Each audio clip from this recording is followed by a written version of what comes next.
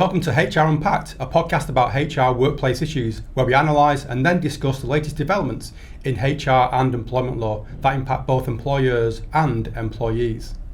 Welcome, Kate. Thank you, Jonathan. Yeah, it's an absolute pleasure to have everyone with us today. Welcome to today's podcast, where we'll be discussing everything to do with the Greater Manchester Good Employment Charter, which is an organisation that supports businesses regardless of size or industry type.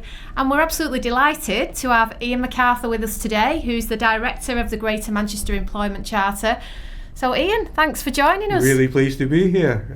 I think it's a real great opportunity to talk to you today about the Charter and what we've been up to. Excellent. Well, that's a great place to start. So for those in the audience that aren't aware, if you give us some insight into the Greater Manchester Employment Charter, what it's about, what you do, what the objective is, would be great. So it's an Andy Burnham first term commitment. So when Andy was his manifesto, 2017, it talked about an employer's charter, actually, if you go back and have a look at it. And the employer's charter, I think in his head, was going to be a broader thing than we've got now. I think it would have included environmental and net zero commitments, social giving, etc., but also employment. I think honestly, when Andy came into post, the policy team said, that's a bit broad. Yeah. Let's cut that back and just focus on employment. And you know, when you think about back then what the economic climate was like, pay wasn't meeting cost of living back in 2017 across much of the city. Insecure work was on the rise. Flexible work wasn't being offered, so there was a lack of diversity in the workforce. So all those things kind of played into the need for a charter that focused on improving job quality, work quality across the city. I mean, the city has grown fantastically well. We've all seen the glass and steel and the high-end jobs we hear about.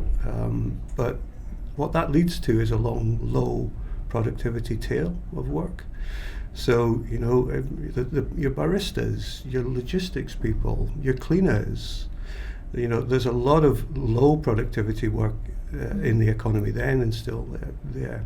And I think part of the initiative was, let's try and improve the job quality, job productivity, particularly in those sectors. So, you know, then as now, those factors still burden the city. Yeah. Okay. So that was the root of it. I mean, I got involved. It's interesting because, you know, there you go. The initiative set in 2017. It took the policy team probably 18 months to come up with a framework of what a good employment charter would look like. You'll know, and the listeners will probably remember, the Taylor report wasn't long published around that time. And that gave us a framework for what good work could be, but how do we translate that into what Manchester wanted, Greater Manchester wanted? And so the policy team talked to everybody, every stakeholder you could imagine, not just your tripartite reps, but, you know, everyone that had an impact, had an interest in the world of work. And out of that process and 2 rounds of public consultation, they came up with 7 characteristics of good employment. And that's the same framework that we use today for the Charter. Just so you know, those 7 are recruitment, employee engagement and voice. Always got to remember these. Pay, secure work, flexible work, good management, people management, and health and well-being. I think that's 7. So that's the framework that they came up with. That was agreed in March 2019, and that's really when I got involved. And it was about, well, how do we take this into something that lives and breathes and works? Just before the pandemic hit as well, that.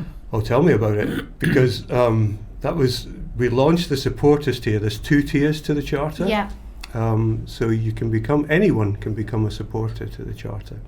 And we made it that way. There's no barrier whatsoever to becoming a supporter of the Charter. So that we can get, you know, let's call them bad employers in, or employers that want to improve, that aren't quite there yet. We're not putting barriers in the way. And then we would engage with them and move them to a member status Yeah. of employment. So that we needed to come up with, as you say, John, fairly swiftly, some criteria for what membership would look like. So what's the membership criteria under each of those 7 characteristics? Some of them are quite easy, binary at that time. Pay, we just looked at the real living wage, tick. Yeah. Some are more complex, and some aren't objective, some are subjective. When you think about what's good management look like, and then what does good management look like for a small or a micro business compared to a large multinational. And we wanted to appeal to everyone and engage with everyone, as you said at the intro. How difficult has that been? Because obviously you've got different practices, you've got different ways of managing people, especially. Absolutely. So that process between the kind of March and November, we put together a pilot group of employers from all sectors, and it's not just the private sector, this is open to public and third sector as well, which got different constraints and problems. We wanted different sizes from micros to large. We wanted different subsectors, so manufacturing, service, the whole range. We had about 20 employers, including Salford University actually, in that pilot group, because we wanted education sector. And we spoke to them about what would be practical, but what would be stretch. And we wrote issue papers, and we met with them, had great discussions with that group, and then we went away literally with towels around our heads in a darkened room, and came up with what we've got as membership criteria. We took that to a working conference in November 19, where about 120 folk sat in the room, facilitated by ACAS, who've been fantastic all the way through, and written up by PhD students. Okay.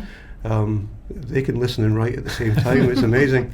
Multitask. Yeah, they're fantastic. Very diligent PhD students. Just what we needed. Yeah. Just what we needed. And from that, we came up with the membership criteria, and we launched in January 2020. So hey, we've got a charter, and then 2 months later, we were in the depths of COVID. And was that influenced in any way by the Taylor report, or did they just happen to run concurrently? Listen, I think people understood that good work was becoming an agenda. Yeah. That particularly, I don't know if people saw it, but we've seen it since post-Brexit. Employers are looking at talent retention and recruitment more than anything. That's the big issue across all sectors. Yeah. And one way to address that is to improve the quality of work. Yeah. So I think that was in the mind. I mean, who knows what was in Theresa May's mind when she commissioned Taylor to do the report, but we didn't see an employment bill on the back of it.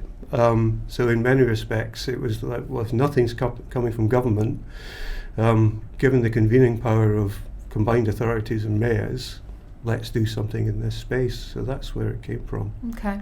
Was it influenced internationally as well? Because you've had the UN, International Labour Organisation, they've had this remit of decent and fair work. Has it been influenced by the international agenda as well? Probably in the background, Jonathan, but we have been quite parochial in our approach initially. We've been in the vanguard of this. London have got a good work standard, and we kind of developed them almost at the same time. Got very good relationships with London, but Liverpool have now got a Fair Work Charter. West Yorkshire have launched theirs. North of Tyne have got something very similar. West of England have got something very similar, and we've been kind of hopefully not influential, but hopefully people have learned from our mistakes and what we've done and how we've done it. I have to say we're incredibly fortunate to be well funded. Right. And not everybody is as well funded around the country, and that helps obviously in what we can do and how we can do it in terms of reaching employers and what we do. And how many employers have kind of aligned themselves to you? How many do you work with? So we're engaged with about 1,800 at the moment. Okay. Around 700-800, and it changes almost daily, are supporters. Yeah. So they've signed a commitment to improving. Now that means that we'll work with them, make sure that they are moving along that journey. to becoming hopefully full members. And we've got about 120 full members. Okay. So it's quite a steep pyramid, Yeah. which makes achieving membership a high standard. And going back to Jonathan's point, it isn't a tick box exercise, this. It can't be. And I use the term professional subjectivity quite a lot because that's what we need. Yeah. It's about outcome. It's not necessarily everybody's got the same way of getting it. You know, if we go to a large corporate, they can pull off a file, all the policies there. They've probably got reports on the impacts of the policies. Brilliant, love it. But then we go to a small SME manufacturer or whatever, and you talk to the MD and they go, "Have you got a policy on this?" Well, what do you do about it? It turns out they have got a policy. Yeah. It's just in their head. Yeah. And you've got to extract that policy, talk about the impact, maybe talk to the employees about how they feel about that, and then you get, well, that's a good result for that sector, for that scale of organisation. That's good. So that's the way we have to approach it. So it's not a tick list, and we don't call it an accreditation for that reason. Okay. We call it an assessment. Okay. It's an assessment scheme, and no one gets a tick. Everyone gets a report card of what you've got to do next. It's a really good way of looking at it. I mean, it really resonates that with me because we go in and draft policies for businesses and we'll say, how are you living and breathing your equality and diversity policy? Yeah. And it's in a dusty cupboard down in an office. Absolutely. So, we see that challenge with our clients that they don't bring them alive, they don't practice them, they think there's a naivety that I've got it on a piece of paper, we're all good. So it's brilliant to hear you bring that alive and assess that. And I think a lot of employers really appreciate the framework. We've had some employers who have kind of merged with others and they've got, we don't need you right now, And we're going, well, actually, this framework might help you. Yeah. Might help you just push your policies together and really understand what they are. So the framework works. The 7 characteristics, not perfect. We know that. EDI is an interesting thing because we haven't got an EDI characteristic. And lots of people look at it and go, well, where's EDI? I did when I first looked at it.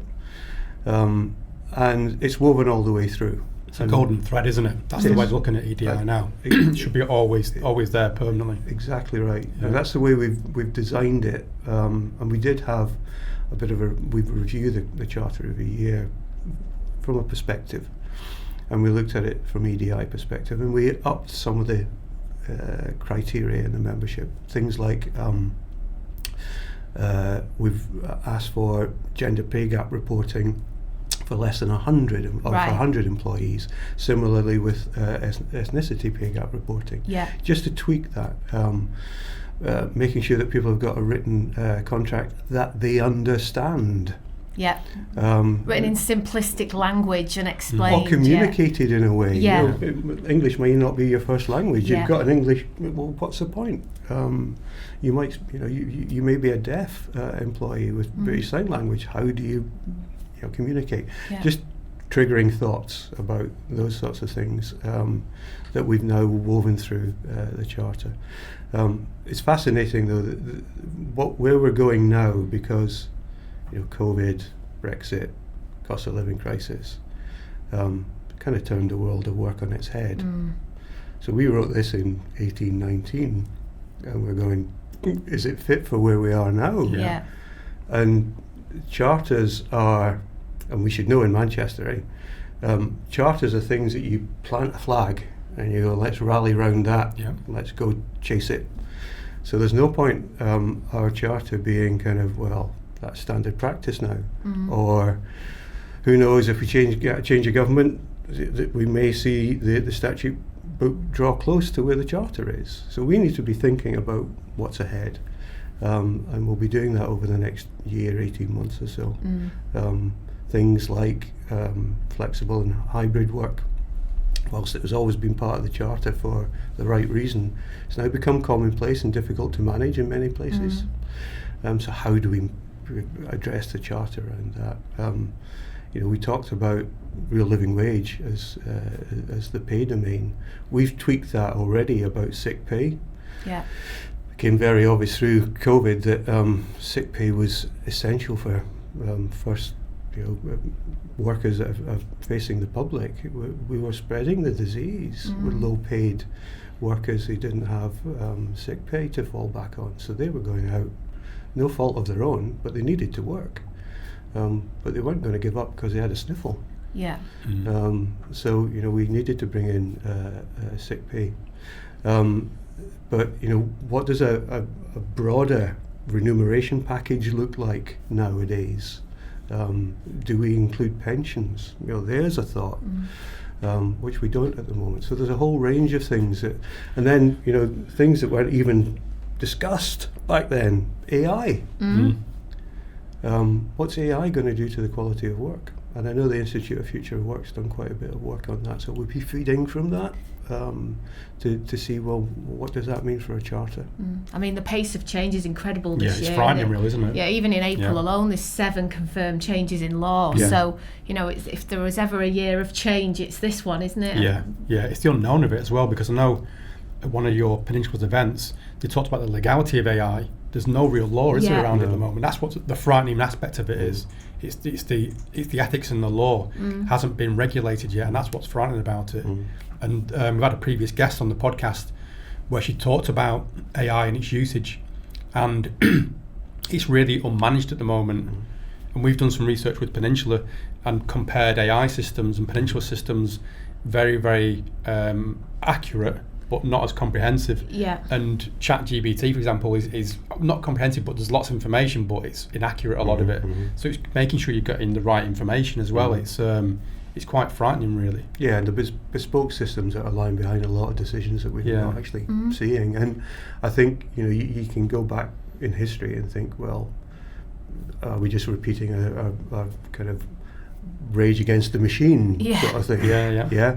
But actually, some of this is more pernicious, and it's going to target a different type of workforce. Because a barista's a barista. You need it. You're not going to get a machine to do that. You need that interaction. But people that are sitting doing this all day, typing away, creating perhaps stuff. Symbolic analysts, Robert Reich calls them, taking information, packaging it up and pushing it on again. It's pretty much what AI can do. So it's a different kind of employee that might be in the crosshairs of this, and we need to understand that and see where we go in terms of regulation, but also what's best practice and how you introduce it, how do you consult, how do you work with your workforce on it. There's a whole range of issues that we'll have to think about and get our head around in the next 12, 18 months. It'll be fascinating. Yeah. Okay. What's been the biggest impact, would you say, over the last few years of the Charter then? You've obviously grown the membership considerably, which is excellent. What's been the other big impact of the Charter? Yeah, the membership's fine, Jonathan, but there's 120,000 employers in Greater Manchester, 2.8 million people. We actually cover, I didn't give you the stat, we actually cover about 600,000 people through Charter or supporter membership nationally, about 170,000 in Greater Manchester. But we're a campaign.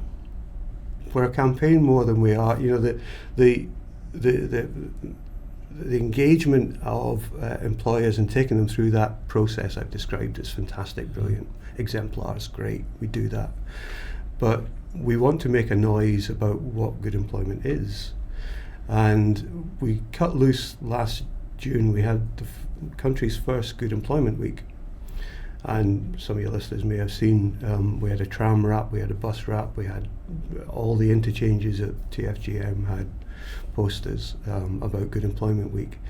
And it asked a simple question. It said, is your job a good job? And if you clicked on the QR code, it sent you to a microsite, and in 21 questions, we told you how good your job was.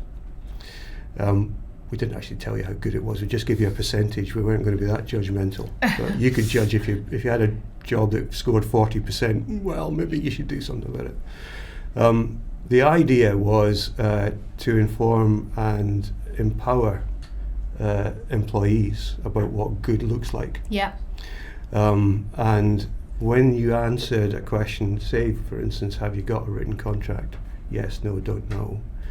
If you said don't know or you didn't, then it pointed you to ACAS guidance that said this is what you should get.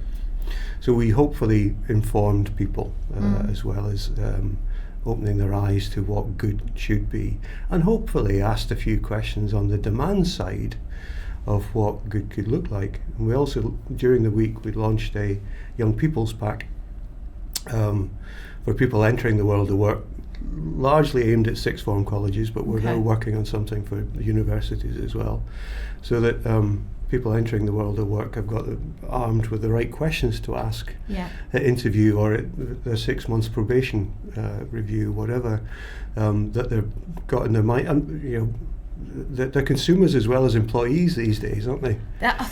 Totally. I always say to my managers, when you are doing an interview, don't think you are interviewing them. They are interviewing you. Absolutely. You know, they're assessing your culture, they're assessing your demeanour, your approach to equality and diversity, the environment, contribution. The questions it's a two-way thing. The questions about real living wage. Obviously, I'm going to get paid it in this job, but what about your supply chain? What does a cleaner get paid? Those are the sort of questions that young people will now ask because it's a marker of the values and culture and leadership of the organisation.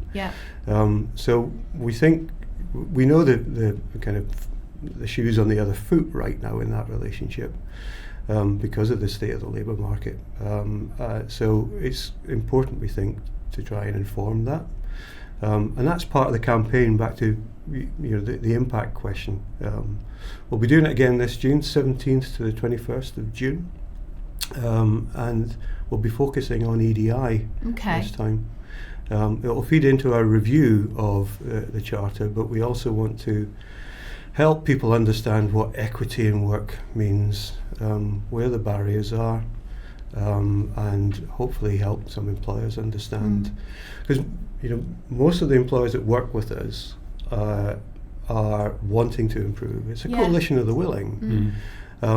Sometimes they just don't quite understand the simple things that they can do to lower those barriers, and by pointing them out, they go, "Oh God, we should have done that. That's so easy." Thinking about disability, or thinking about how we communicate with our ethnic minority colleagues and communities to get them into work. And when we're facing a kind of recruitment and retention crisis, we need as much talent from everywhere as possible. And the upside is, when you've got a diverse workforce that understands various components of the communities you're working in, you'll get a more productive, more profitable, better organisation. Sure. So there's win-win on this agenda. It's not difficult to understand.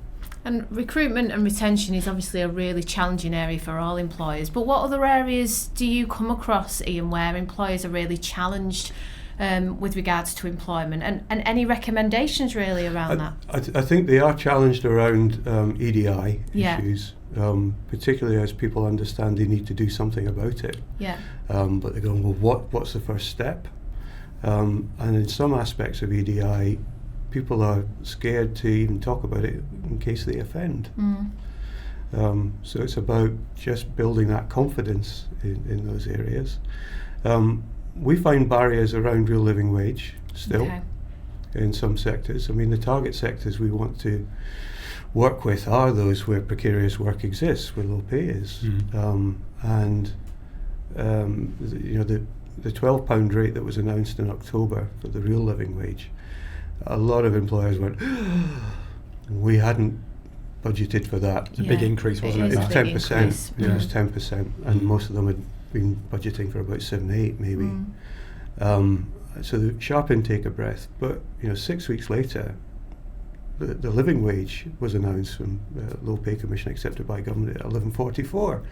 So it's not that far away. If you look at the graph, that's been coming closer and closer as time goes on. So I think if you're not on that real living wage bus, if you're not thinking about it, then you are going to lose out on talent, and particularly at that low end. And we've seen some structural changes. It's really difficult, this, but people in low-paid public sector jobs or quasi-public sector jobs, take childcare, for instance, or early years, as we prefer to call it, early years education. many people in that sector are going to go and work in the local supermarket or the local bar because they'll get more money. They don't need the hassle. Now that's structural change because of low pay at that level, and that's going to affect the way the country, the whole economy works. Because, goodness, if we don't have good early years education, there's going to be women that are at home, that stayed at home through COVID, that aren't coming back to work. We're missing out, and then it comes back to HR world and job design. Yeah. Let's start designing job for the talent that's out there, rather than just pulling the old job description off the shelf and going, that's what we did. Most of those are written last century. Yeah. If we think about it. And the world of work has changed completely. So we need to think about how do we design jobs so that they can attract the right people into our organisations. Do you provide advice around that through the charter? Because I know networking is obviously a big part of the community and network that you've got. But I know with speaking with employers, one of the big things is the Great Resignation, where people aren't staying in jobs that long anymore. They are doing jobs which isn't as pressurised and taking lower paid jobs, and they're struggling to recruit. So does the charter enable organisations to kind of share best practice and network and look at how to get around issues like that? It's built on that really now. Right. Yeah. We call it a movement now. It's become a movement. We often joke it's like when you've got two friends and they're your friends, but then all of a sudden the two friends have gone out for a drink without you. You're kind of going, but then you realise actually that's what I'm trying to create. Yeah. So what we've got now is a network that's self-sustaining. And we facilitate once a month share and learn sessions, which do exactly what they say. We have explore days where an employer will open up and invite others in the network to come and see how they do things. We have networking once a quarter. Got one on Thursday this week. And we have webinars, not as often as we used to. We've got our own podcast. We create that discussion around the various topics. We don't claim to be experts, but we curate expertise. We've got great partnerships in a range of HR providers, employment lawyers, also ACAS and CIPD, TUC too. Let's not.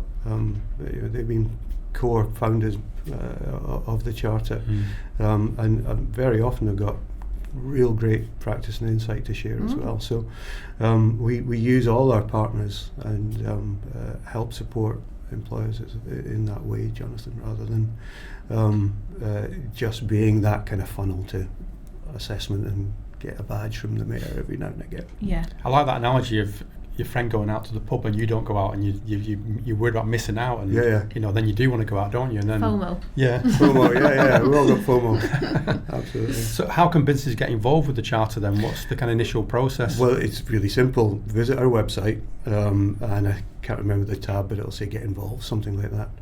And there's a registration form. Very simple online registration form. I'll ask a few questions about where you are against each of the 7 characteristics, so it gives us some idea before one of the team will contact them and then go, right, so tell me about your policy on pay, what, and then we'll do a kind of quick assessment and recognise where they are on the journey towards full membership. And then we'll work with them. We won't move them straight away. We'll expect them to turn up to events, and we'll sit with them, and then we'll move them through as and when. We have a smallish team with a big funnel of people that want to get through. So we've got to prioritise, and that depends on the sector, the scale, the size, where the referrals come from. Increasingly we're seeing some of our local authorities and commissioners using the charter as a means to gauge social value in procurement processes. So that builds some pressure on us, but in fact the mayor introduced the bus franchise, and we've seen the yellow buses across the city now, and that will be rolled out. So the bus companies as part of the contract had to become full members within 12 months of signing the contract. Right. So that's the sort of leverage now that we can start using, which is fantastic. It is. And probably Maybe only a few bus companies in the country that are paying the real living wage, got sick pay from day one, all those terms and conditions. So that will help raise standards. Of course it does. Considerably. Yeah. Do you see any particular industry or any themes and trends to who's interested in partaking, or is it a real spread? I think it is a real spread. Yeah. I think it is a real spread. I mean, we've got target industries that we'd love to get involved, but they're very difficult to engage. Right. So hospitality, we're making some inroads. Yeah. Obviously through Sacha Lord's work and his networks, we're making some inroads there. Retail's difficult to get to, largely because most of your retailers are nationals or multinationals. Yeah. And although we're a great little charter, we're only Manchester. And so that's quite a difficult sector to engage with. We've made some great inroads with some of the large kind of service providers, security, cleaning, those facilities. sorts of facilities management companies. We've got a number who are supporters or members, and because they're on that journey, they can show it. It can be done in those traditionally precarious work sectors if the leadership's right. And if the values are set, and we've done a lot of work on leadership over the last 18 months to try and build that understanding. The next target is kind of middle management there, which a lot of stuff gets stuck with. Yeah, but we know that. I think there's never been a time that Manchester is more on the map than now. Thinking of all a very Kate thing to talk about, but the Chanel fashion show that was there recently, and the profile in Manchester's getting is just amazing. And I think that with the amount of businesses popping up, obviously what the charter is about is a core fundamental right thing to do for your people, but also that commercial edge. If you're going for an interview with someone that has it as opposed to someone that doesn't, that's a really reassuring tool, I would say, to that candidate. I want it to be a recognised brand. So that, and we've had some feedback from some employers that go, actually, the fact that we put the invite to interview or the job spec with the charter on it seemed to make a difference to the quality of candidates we got. I imagine so. So we want that to roll out more. We'd love to see it. Of course, the campaign last year across the buses and what have you was brilliant. Just on social media alone, we had 200,000 engagements. So we got some purchase. We want that brand recognition to grow, obviously. So what's the future of the charter then? Well, as I say, we'll be looking at definitely the what the charter says against the world of work as it changes. I think, to pick on your point, we're at a point where we're now part of the foundation of Manchester.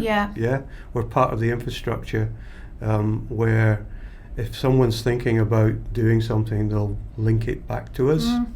And we'll go, that's great, but let's do it this way, rather than, because we've got capacity issues. We're only a small team. But I think we, as you say, we're part of that Manchester value set. That if we are going to grow this economy, we're going to grow it in a fair way, where everybody gets an opportunity. And we've got bits to redress in that. We know there's great inequalities in Greater Manchester. So, and that coupled to the cost of living crisis, which isn't gone away. The good work is the way to grow out of that. We would hope. Brilliant. Well, I think it's a great initiative, and it definitely raises standards, like we've discussed, and it's great for the region as a whole as well, because like you said, we've seen a lot more influx of big businesses and events coming into the area as well. So it really is pushing that agenda to make Manchester great. No, it absolutely is. And some of the development that's happening, Co-op Live. It's fantastic, brilliant. I mean, I heard last week 175 events they want to put on in a year. Now that's just phenomenal. The footfall that'll attract into the city will be unbelievable. This city is never quiet. No matter when you come into it, it is never quiet. It's a busy, bustling city, so exciting. And it's changed. I remember in the 90s it was very quiet, and then obviously the regeneration took place, but it's completely different from 30 years ago. That's a whole different podcast.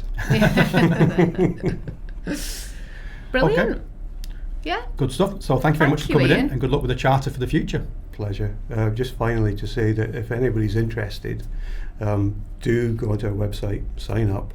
And if you're interested in winning an award, because our awards will be open, I think next week, we're open for entries. But you have to be a supporter. Yeah. So if you've got some good practice, become a supporter and then submit an application to become an award-winning employer in Greater Manchester. Super. Good stuff. Well, thank you very Thank you. much. Thanks, Ian.